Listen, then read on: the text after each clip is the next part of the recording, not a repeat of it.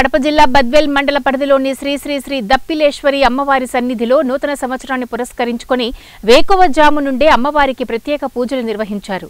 కార్యక్రమంలో అమ్మవారికి నూతన వస్త్రాలను సమర్పించడంతో పాటు ప్రత్యేక పూజా కార్యక్రమాలు, హోమాలను నిర్వహించారు. ఈ సందర్భంగా ఆలయ చైర్మన్ సోదరి వెంకట సుబ్బారెడ్డి మాట్లాడుతూ కొత్త సంవత్సరంలో ప్రజలందరికీ సకల శుభాలు, శాంతి సౌభాగ్యాలు, అష్టైశ్వర్యాలు అందాలని, ప్రతి ఇంట ఆనందపు కాంతులు వెదజల్లాలని ఆకాంక్షించారు. బద్వేల్ నియోజకవర్గం అన్ని రంగాలలో అభివృద్ధి చెందాలని ఆకాంక్షిస్తూ ప్రజలందరికీ నూతన సంవత్సర శుభాకాంక్షలు తెలియజేశారు.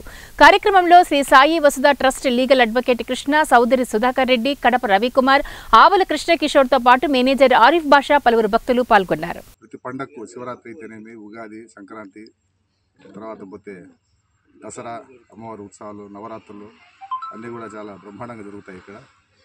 పైగా ఈ ఈ ఈ దేవస్థానం యొక్క ప్రాశస్త్యం జిల్లా అంతా వ్యాప్తించింది, రాష్ట్ర వ్యాప్తంగా అందరికీ తెలిసింది.